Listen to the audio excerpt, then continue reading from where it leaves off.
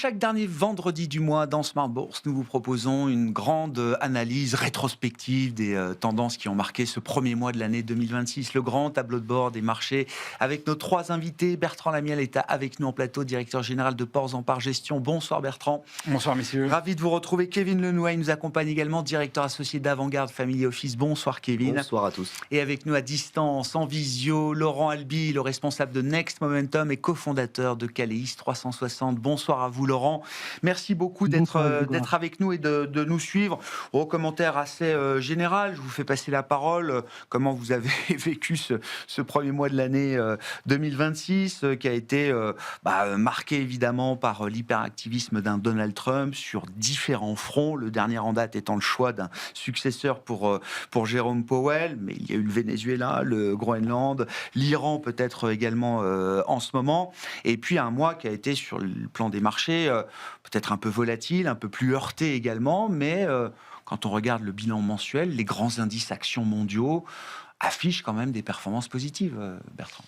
Oui, on s'est fait, comme on dit dans le jargon, on s'est fait brasser quand même, ça n'a pas été simple, mais avec une volatilité qui est restée, qui a dû faire une incursion au-dessus des 20, donc somme toute rien du tout. Donc oui, il y a eu des chocs, mais sans qu'on arrive dans un monde panique. Je pense que tout le monde est plus ou moins en train de s'accoutumer de ce que peut nous faire Donald Trump, même si c'est à chaque fois plus spectaculaire.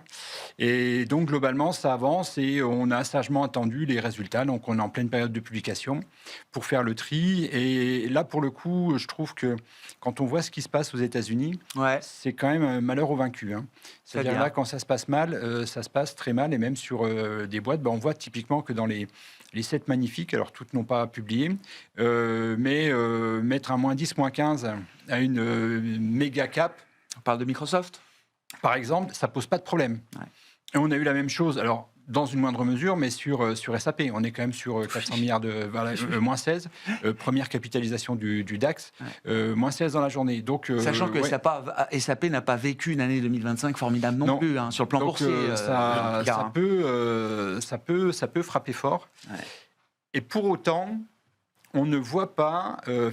il reste quand même un avantage au méga-cap. Si on prend le S&P 500 versus les Qualweight, pour l'instant, non, ça reste encore les méga-caps qui tirent. Alors, pas toutes les 7 magnifiques, c'est plutôt un peu en dessous que ça se passe. Et en fait, par contre, quand ça tire fort. On a des dossiers comme Seagate et Micron, donc qui font de la mémoire très classique, vraiment le truc de base. Par contre, qu'ils le font bien, il y a un goulot d'étranglement, les volumes et les prix montent, on est sur 60% sur un mois. Tout le monde avertit là sur le coût, l'envolée, le problème d'offre qu'on va avoir sur certains composants de mémoire vive, notamment des alertes qui ont été émises également par des Samsung, des SK hynix en Corée du Sud. Et les prix de ces composants sont en train de s'envoler. Oui. Apple nous en parle hier soir également. Oui, ça va coûter plus cher. Ça va coûter. Il y a une acceptation du prix. Quand on est Apple, on pourrait se dire non, mais quand même là, sur des mémoires, sur des masses comme ça, oui. De base, je vais quand même faire le prix. Non, pas du tout. Ils font la queue comme tout le monde l'a fait chez Nvidia. Et donc, on est dans ce moment magique. Alors attention, c'est les sociétés comme Micron et Seagate sont extrêmement cycliques. C'est-à-dire que quand ça se passe bien, on a les prix et les volumes qui augmentent. Donc, c'est magique. Quand ça se passe mal, les prix et les volumes baissent. Et là, pour le coup, ça peut partir en perte très rapidement. Donc, sur le plan géographique, là, c'est intéressant. Vous avez toujours ce comparatif, le match États-Unis, zone euro. Donc là, on remonte plus qu'un mois en arrière, sur un an, c'est ça, Bertrand. Avec, là encore, une caractéristique du mois de janvier, mais qu'on a pu observer au moins sur une partie de 2025, c'est la baisse du dollar. C'est un des pires mois, un des pires débuts d'année, peut-être même pour la devise américaine. Et donc, ça se traduit toujours par cette performance pour un investisseur qui ramène tout en euros, par exemple. On est bien plus à l'aise avec des actifs non dollars, en l'occurrence les actions européennes. Exactement, on le voit là avec les performances, donc où sur un an glissant, le S&P et le Nasdaq, on est à 2 et 10%, quand on est à 20% sur un Eurostoxx ou un Eurostoxx small cap.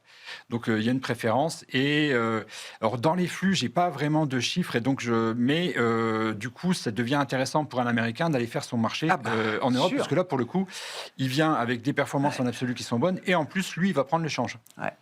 Donc, Un l'an gérant dernier, small cap nous en parlait hier, small cap, mid cap Europe, zone euro, il commence à avoir des contacts d'investisseurs américains parce qu'effectivement, il faut se diversifier et que la classe d'actifs small et mid cap Europe, elle présente un intérêt énorme. C'est une décote de valorisation en relatif, notamment, qui peut présenter de l'intérêt aujourd'hui. Oui, et des sociétés qui souvent ne sont pas impactées par les tarifs douaniers parce qu'en fait ne sont pas encore aux États-Unis, sont plutôt en train de se développer sur l'Europe, ont des fois une géographie un peu asiatique ou un peu africaine, mais c'est tellement petit dans leur business que globalement elles sont plutôt en train de prendre plus avec le mouvement un peu de retour à la souveraineté, le réflexe souverainiste qui est plutôt porteur pour ce type de société. Et donc là, dans les publications, on a plutôt eu pour l'instant des bons chiffres, et donc ça soutient la tendance. Kevin, vos commentaires sur ce mois de janvier, et puis dans les graphiques que vous nous proposez, j'aime toujours celui qu'on met en premier, qui montre ces valorisations comparées des grands marchés, donc américains, européens et puis émergents. Donc ce sont des indices agrégés, bien sûr, avec l'idée qu'en termes de valorisation, les marchés sont peut-être à leur prix aujourd'hui. Absolument. Je vais assez bien m'entendre avec ce qui vient d'être dit. Globalement, pour la trame de fond, en tout cas sur le premier mois, on a un point intéressant qui vient d'être dit, c'est que globalement, effectivement, on a un mois de janvier qui a commencé de manière très chargée. Venezuela, Groenland, etc. 4 menaces de droits de douane quand même supplémentaires de la part de Donald Trump, dont la Corée du Sud, dont l'Europe. Et malgré tout, le marché surpasse encore une fois l'obstacle. Alors, il y a de la volatilité, ça a été très bien dit, mais globalement, on se retrouve aujourd'hui avec des marchés qui intègrent peut-être cette violence, le terme est peut-être un peu fort, mais comme une nouvelle normalité. Et donc ça, c'est vraiment un bon point, effectivement, de ce côté-là. C'est un bon point, vous dites. C'est pas une complaisance. C'est les marchés... On va raisonner en tant qu'investisseur. La complaisance est un bon point. Tant que le marché aujourd'hui tient, et globalement, ça reste un bon point, parce que on admet cette norme-là, effectivement, de rigueur, ou en tout cas de violence politique, et donc on est capable de surpasser l'obstacle. Que ce soit pas dangereux, c'est encore autre chose, bien entendu. Le vrai sujet ici, et notamment si on revient aux valorisations, c'est qu'on est effectivement sur des niveaux, on le verra après, qui, selon nous, ne laissent pas beaucoup de place à la progression, encore une fois, des valorisations. On n'a pas, globalement, des prix qui vont pouvoir se tendre beaucoup plus. Donc ça signifie qu'on n'a pas le droit à la rupture. Donc non seulement on va regarder de très près les fondamentaux, je trouve très intéressant la publication de Microsoft, d'ASML, effectivement, mais si on reste d'abord sur la trame macro, ça signifie qu'avec des valorisations comme ça, vous devez être crédible sur de nombreux sujets. Crédibilité IA, il va falloir évidemment en parler en 2026, le droit à l'erreur n'est pas permis. Crédibilité budgétaire, bien entendu, et sur la dette en règle générale, on en parlera aux États-Unis. Et puis crédibilité géopolitique, mais ça, à vrai dire, on va pas non plus trop en demander. Puis comme vous le dites, les marchés acceptent ce new normal trumpien, alors peut-être à leurs risques et périls à un certain stade, on verra. C'est sûr que s'il y a plus de réaction de marché chaque fois que Trump est dans l'excès, comment est-ce qu'on ramène Trump ?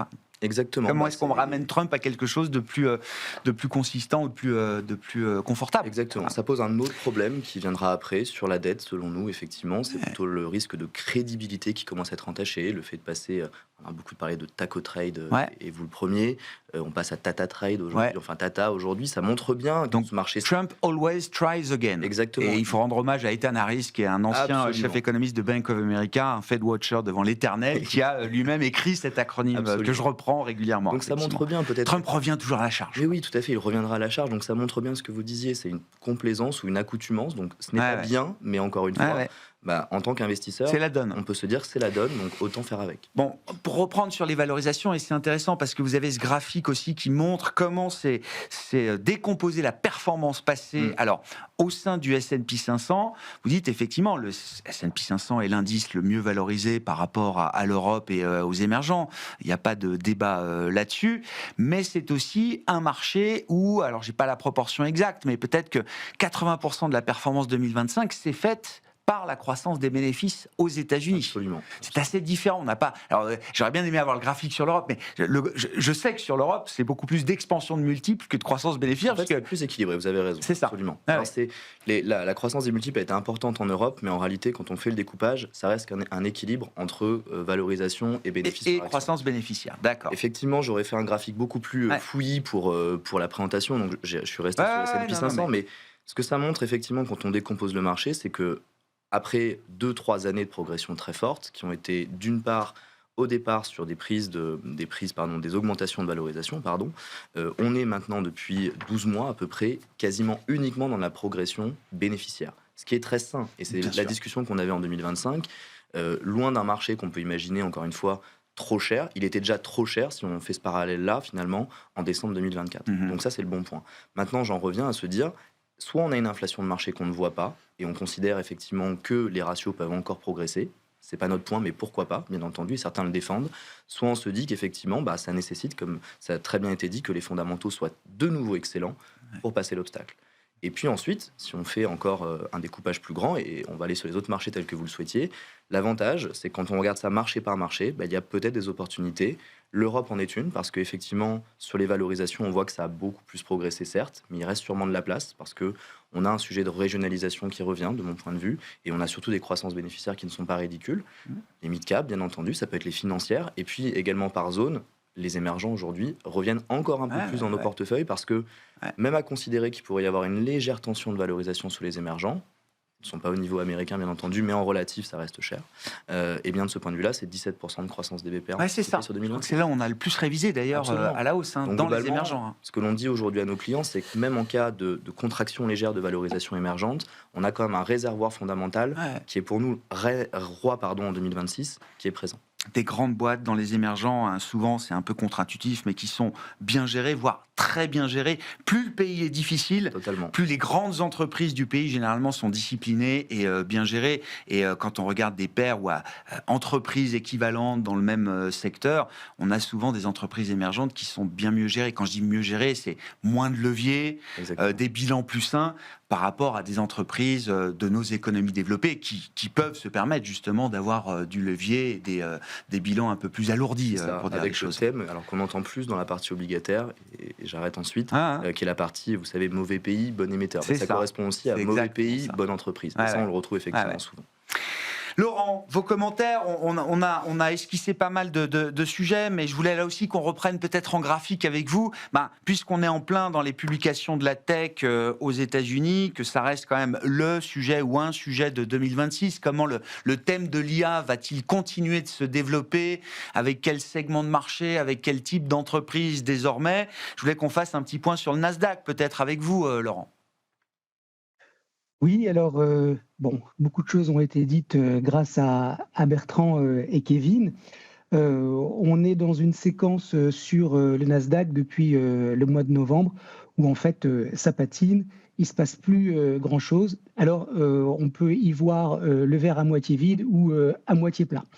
À moitié plein, c'est de se dire que finalement, après la hausse spectaculaire d'avril, c'était bien légitime d'avoir une consolidation sur ces entreprises qui ont tracté à la hausse tout le marché. Et j'ai presque envie de dire beaucoup de bourses mondiales. Après, il y a eu des interrogations légitimes sur les retours sur investissement, les capex, etc. On voit que le marché apprécie de manière différente les différents résultats d'entreprise, même si Microsoft n'a pas complètement démérité, la sanction a été dure. Donc, le verre à moitié plein, ça serait de dire qu'en fait, le Nasdaq se repose. Et encore une fois, il l'a bien mérité. Il est en train de consolider entre 25 000 points et 25 182 points. Et en fait, il se prépare au prochain round de hausse. Ça, c'est pour les optimistes. Ceux qui le sont un petit peu moins pourraient interpréter cette absence de momentum comme un début de phase de distribution. C'est-à-dire qu'il n'y a plus les triggers, les catalyseurs pour générer des flux qui soient substantiels, durables, sur les GAFAM avec ce qu'on connaît aujourd'hui et qu'il va falloir attendre plus, d'attendre un peu que la poussière retombe et qu'on comprenne tous si finalement il y a encore un round devant nous de hausse. Alors de toutes les manières, même s'il y a une hausse, elle ne sera plus du même acabit que celle qu'on a connue depuis le mois d'avril. Ça, c'est terminé. Je pense qu'on devrait avoir au mieux sur 2026 des marchés, peut-être aux États-Unis qui vont continuer de progresser, mais j'ai plus l'impression qu'on va avoir une année de consolidation, peut-être de consolidation haussière, que de momentum et de tendance, comme ce qui s'est passé depuis avril. Alors, les niveaux 25 182 en résistance, vous l'avez à l'écran. Le Nasdaq 100, il nous a déjà surpris, donc peut-être qu'on va finalement sortir par le haut, mais vraiment j'en doute parce que on a bien vu déjà ce qui s'est passé avec les principales magnifiques, et puis Nvidia patine parallèlement à tout ça. Bon voilà, donc ça peut peut-être repartir, mais même si ça repartait, vous voyez que techniquement j'ai deux extensions de Fibo. 27 048 points et 27 485 points. Ouais. S'il y allait, le Nasdaq 100, ça serait pour moi déjà une très très belle performance, d'autant plus que, parallèlement à tout ça, vous l'avez tous dit, on a vécu un mois de janvier quand même très très très spécial. J'espère que les 11 autres mois de l'année ne seront pas comme janvier, parce que ça va être très très fatigant de suivre Donald Trump. Et pour terminer, avant de repasser la parole, ce que je voudrais dire, c'est que quelque part, malgré tout, quand on regarde ce qui s'est passé sur les marchés, qu'est-ce qu'on a vu? Le gold, valeur refuge, plus 30%. Ouais. Le dollar qui chute avec un euro-dollar qui monte environ de 3% à 1,2083. Le Brent, 15%. Depuis le 1er janvier. Ouais. Les taux longs japonais, plus 14% avec un 10 ans qui est à 2,37. Moi, je trouve que finalement, dans un contexte aussi incertain, aussi volatile, avec un président américain qui a autant de leverage et qui ne s'en prive pas, eh bien, les indices s'en sortent pas mal bien sûr. En ce 30 janvier. Bien sûr. Parce qu'on aurait pu avoir beaucoup plus de volatilité. Et je trouve que la capacité d'encaissement des soubresauts, des injonctions, des décisions de Donald Trump, finalement, elles vous dites c'est des marchés qui gardent ça veut dire, vous dites c'est quand même des marchés qui gardent la tête froide. Vous rejoignez Kevin sur ce point. C'est pas encore de la complaisance aveugle. C'est plutôt l'idée que les marchés gardent la tête froide. C'est ça, Laurent? Ah oui, moi je trouve pas qu'il y ait de la complaisance parce qu'il y a des fondamentaux. Hein. Quand on regarde les prévisions de croissance du FMI, elles sont revues à la hausse. Quand on regarde la croissance américaine en 2025, ça va se terminer autour de 5%. Quand on voit la confiance des investisseurs, elle est en train de se raffermir. Quand on regarde la situation en Europe, Pauline l'a rappelé tout à l'heure, on est à 1,4% de croissance. Franchement, c'est pas mal. Donc non, il y a des raisons pour qui justifient d'avoir encore cette absence de volatilité, mais il y a quand même des facteurs de tension et Donald Trump est l'un des principaux facteurs de volatilité aujourd'hui. Sur le plan macro, Kevin, comment est-ce que vous voyez cette année 2026 alors se dérouler, on aura le temps d'y revenir, mais s'embarquer, en tout cas, on a les premières estimations de croissance zone euro, le consensus est assez homogène sur l'idée que l'Europe va quand même connaître un petit vent de reprise cyclique porteur. La question, évidemment, se pose pour l'économie américaine, mais qui termine l'année avec 2 trimestres très très forts, et on a du mal à imaginer un krach économique aux États-Unis, toutes choses égales par ailleurs, dans une année d'élection si importante, bien sûr. Alors vous êtes venu avec des enquêtes de conjoncture, là, manufacturiers, services, qui montrent à nouveau que ces deux parties de l'économie se sont un peu écartées, c'est ça? Absolument. Kevin? En fait, la rupture, elle s'est faite notamment sur le second semestre 2025, donc c'est vrai qu'on pourrait faire ce flashback-là. Il y a une dichotomie aujourd'hui qui est très nette, dont on a déjà parlé globalement en plateau, entre effectivement l'activité manufacturière et l'activité des services. D'autant plus que l'activité des services, en fait, on le voit à l'écran, elle est très largement portée aux États-Unis, elle l'est moins aujourd'hui en tendance dans les autres zones, et surtout, les services, aujourd'hui, c'est beaucoup de tech. Donc, de ce point de vue-là, il faut se méfier de l'arbre qui pourrait cacher une forêt. Donc, pour répondre à votre question sur la trame macroéconomique, évidemment, sur l'ensemble de l'année, elle paraît positive. Le sujet est peut-être que, justement, le cycle, globalement, le cycle macro, j'allais dire, il est assez ancré aujourd'hui auprès des investisseurs, et c'est peut-être là le danger. Alors, je ne suis pas du tout oiseau de mauvais augure, parce qu'on est positif sur l'année, mais ce que l'on dit aujourd'hui, c'est, en tout cas, en surface, oui, tout va bien. Par contre, avec de la dichotomie comme celle-ci, ça montre malgré tout qu'il y a des filures et qu'il faut s'en méfier, parce qu'on a quand même une tendance, on le voit sur l'activité manufacturière, qui est baissière, qui est en phase récessive, ou à minima à la baisse dans les émergents, depuis maintenant de nombreux mois. Donc ça doit quand même nous rappeler que cette économie, elle marche sur plusieurs pattes, et l'une d'entre elles n'est pas aussi bonne que les autres. Donc déjà, méfiance là-dessus. Et puis ensuite, quand on regarde justement dans cette trame macroéconomique, encore une fois, en surface, les choses vont bien, mais il y a quand même des zones sur lesquelles il va falloir être très attentif et monitorer. Le consommateur américain ne va pas si bien que ça, ou en tout cas, il faut le surveiller, avec des niveaux de défauts notamment qui sont évidemment à regarder, même s'ils s'améliorent. Ça, c'est plutôt le très bon point. Et la dernière enquête sur la zone euro en termes de taux d'épargne, c'est 15,4% de taux d'épargne en Europe. Rien de quoi se réjouir. Alors, ceux qui veulent voir le verre à moitié plein se disent c'est formidable, on a une réserve, entre guillemets, de dépenses potentielles, mais ça marque malgré tout une prudence. Donc, c'est pour ça que je trouve que cela résume bien les choses. Non seulement il y a cette dichotomie à intégrer, encore une fois, à nos anticipations, et surtout, n'oublions pas qu'il y a des zones de danger. Est-ce que c'est une année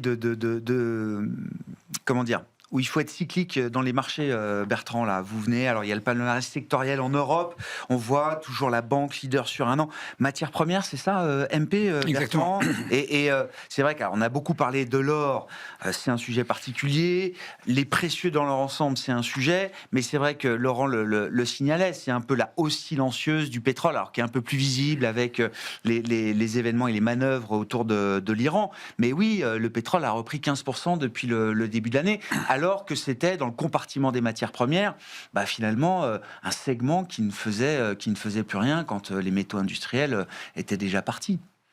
Oui, alors effectivement, on a un marché qui est très cyclique, puisque là, c'est la nouveauté quand même qui est apparue sur la fin de l'année. On a vu arriver les matières premières, les utilities, donc là c'est de l'énergie alternative, solaire et éolien.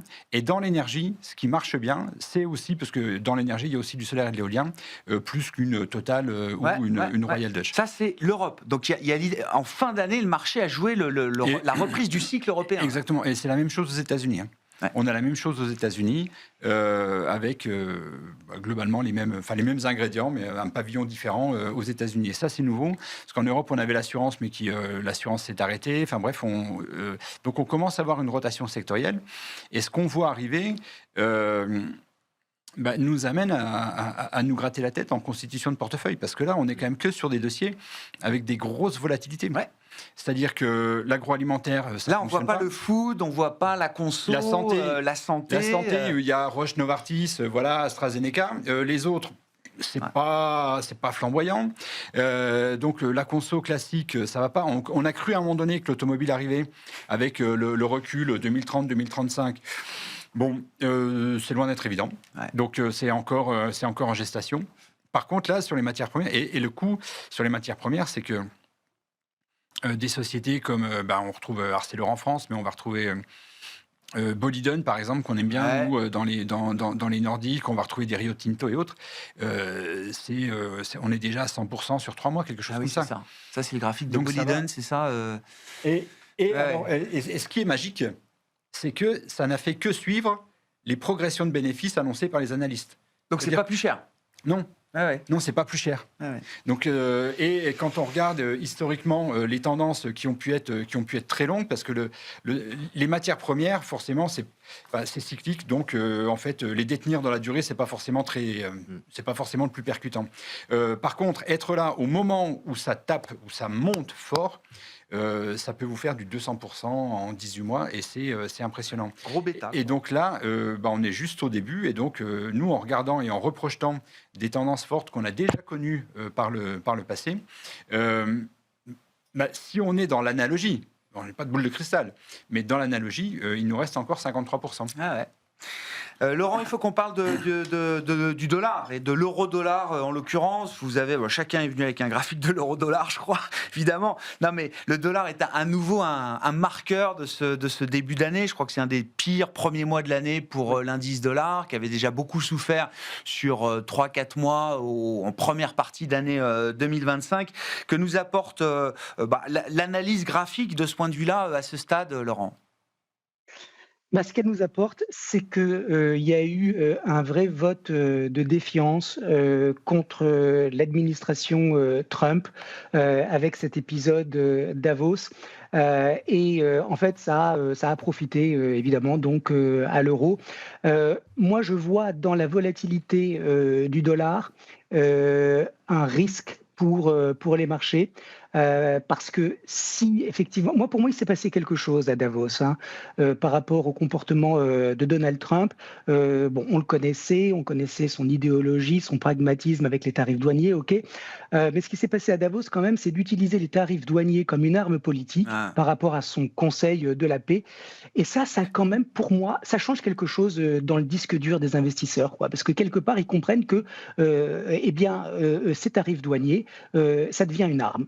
Ça devient une arme politique. Et donc, il pourrait, et on l'a vu d'ailleurs dans la presse ici et là parfois, des fonds souverains qui commençaient à réfléchir à la vente de bons du Trésor. Vous voyez, en tout cas, ça va désorganiser, cette baisse du dollar peut désorganiser les marchés. Donc, bon, on est à 1,20, on est passé au-dessus, on est repassé au-dessous.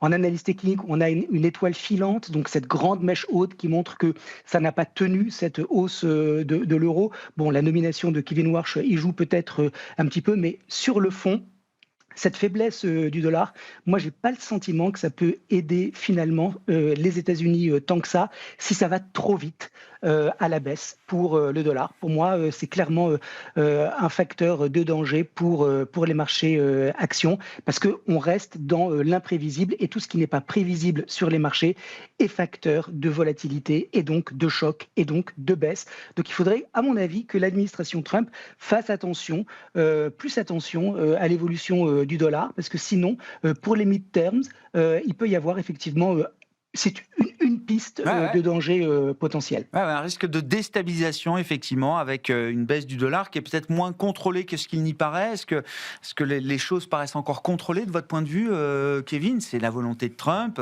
Il utilise tous les leviers possibles pour faire baisser le dollar. Encore une fois, est-ce que c'est encore contrôlé ou est-ce qu'il y a un risque de perte de contrôle à un moment là? Je crois qu'il y a un vrai risque de perte de contrôle parce que le plan de Trump et le plan de l'administration américaine, il est plutôt lisible. On rappellera le fameux 3-3-3 de Bessent. Ah oui, je veux bien qu'on le rappelle, oui. Donc 3% de déficit à ramener, 3% de croissance nominale et 3 millions de barils jour. Oui, c'est ça. On fort 3 millions de barils jour. Absolument. Ça ne fonctionne effectivement qu'avec un haut niveau de crédibilité, notamment sur le budgétaire. C'est ce qui manque globalement. Mais ce plan, il a au moins quelque chose de très positif, c'est qu'il existe. Et globalement, sur d'autres zones économiques, on ne l'a pas. Donc on peut s'en satisfaire. Est-ce qu'il y a un risque de perdre totalement le contrôle de la chose? Oui, parce qu'encore une fois, sur les émissions notamment, ou en tout cas sur la dette américaine, et donc sur le dollar par corrélation, il y a aujourd'hui un vrai sujet. Il y a toujours la trame de fond de la diversification des réserves de change. À mesure que vous régionalisez comme ça ce monde et que vous le violentez quelque peu, on le voit très bien, on a globalement un épuisement des valeurs dollars au sein des réserves de change, au profit d'ailleurs de l'or qui est très anticorrélé. C'est pour ça que je me méfie beaucoup de l'or de ce point de vue-là, comme valeur refuge par définition. J'ai un doute là-dessus. Donc, est-ce qu'il y a un risque? Oui, et très clairement de ce point de vue-là, ce que montre aujourd'hui notamment le bilan de la Fed, ou en tout cas, la dette américaine telle qu'elle est aujourd'hui présentée. Non seulement on a de la prime de terme, certes, mais on a surtout des maturités très importantes qui arrivent l'année prochaine, et Donald Trump le sait très bien, et ça rentre dans son plan économique. S'il rate ce virage-là, ça sera après les mid-terms, globalement, ça sera plutôt en 2027, ça se prépare aujourd'hui. Donc, on comprend tout à fait en tant qu'investisseur ce qui est en train de se passer. Il y a simplement une limite à trouver, qui est la limite de crédibilité très forte. Et je crois que la nomination du jour, elle participe à cela. On en parlait avant que l'émission commence. On s'attendait à pire, globalement. Donc, je ne vous dis pas que c'est une bonne nomination. Moi, je ne peux pas en juger de la sorte. Formation académique. Alors, c'est pas un économiste, il est juriste. Il a passé quand même 5 ans comme gouverneur de la Réserve fédérale américaine. Il a vécu la grande crise financière de l'intérieur, Kevin Warsh. Donc, évidemment, il ne sort pas de nulle part non plus. Et c'est surtout un profil qui ne l'est sûrement plus aujourd'hui, mais qui était un ancien orthodoxe, de ce point de vue-là. Et disons qu'on a peut-être une lecture en se disant il sera dovish sur les taux, comme l'attend le marché, mais il sera plutôt hawkish sur le bilan. D'accord. Et ça, globalement, ça peut plaire au marché. En tout cas, moi, ça peut pied sur l'accélérateur et un autre sur le frein. Oui, ça peut nous plaire en tant qu'investisseur, parce que ça permettrait justement d'aller crédibiliser quelque peu l'institution, et surtout de crédibiliser la stratégie économique dans son ensemble. Encore une fois, il faut voir le politique qu'il y a derrière. Vous le citiez, il y a beaucoup de doutes, encore une fois, quant maintenant à son école de pensée actuelle. Oui, non, mais il aura l'occasion et tout le loisir de lever tous les doutes qui pourrait y avoir dans le marché aujourd'hui. Ouais, un commentaire. Bon, on attend cette nomination depuis tellement longtemps. Bertrand, Kevin Warsh, c'est un nom qui figurait parmi les candidats dès le départ, quasiment. Bon, le marché va apprendre qui est Kevin Warsh de 2026 par rapport au Kevin Warsh de 2006-2011, qui était l'époque où il était gouverneur de la Fed? En fait, c'est comme toujours, hein, c'est de la même manière quand on a un nouveau management, c'est les premiers pas, et l'exercice de communication des banques centrales est un exercice quand même subtil. Donc il faudra voir ce que ça donne, parce qu'effectivement, il arrive avec quand même, en termes de lisibilité, clairement, lui, son idée, c'est baisser les taux, mais en même temps réduire le bilan de la Fed. Donc, ça va faire baisser. Donc, il veut avoir une politique de baisse de taux court. Ouais. Mais son action sur la réduction du bilan de la Fed va avoir une action haussière sur les taux, sur les taux longs. Donc, l'écart taux long taux court, les banques vont s'en réjouir parce que c'est de la marge pour elles. Pour autant qu'il y ait du volume, parce qu'en fait, le sujet derrière, c'est le consommateur. Assez rapidement, le consommateur. Et les taux longs, c'est les mortgages. Hein. Voilà, et donc c'est l'immobilier, et donc là, forcément, ça va être compliqué. Ouais. Parce que dans l'indice d'inflation, 30%, c'est ce qui s'appelle le shelter, donc globalement, c'est tout ce qui est autour, autour du logement et de l'habitation. Donc c'est là où il faudra voir, et on voit bien que Donald Trump, il a quand même un œil sur l'inflation, sans jamais trop la citer, mais typiquement, quand il y a eu, je crois, il y a 15 jours, une sortie sur les data centers. Bon, il en est très loin, mais ça lui va bien parce que c'est les big tech et voilà, et c'est les fleurons des USA. Par contre, il leur dit clairement, vous avez besoin d'électricité, ne pompez pas l'électricité des Américains. Ouais. Donc débrouillez-vous, faites vos plans, faites vos usines solaires, éoliennes, faites ce que vous voulez, mais ne venez pas chercher l'électricité dans le réseau, parce que là, il voit bien que voilà, il y a des élections et donc l'inflation doit à tout prix être contenue. Donc pour revenir à la Fed, on voit bien que ça va être quand même à minima jusqu'au mi-terme un jeu d'équilibriste. Laurent, vous avez le graphique, bien sûr, comme tout le monde, du 10 ans américain. Est-ce que le risque est plutôt à la hausse à ce stade sur ce 10 ans américain, Laurent?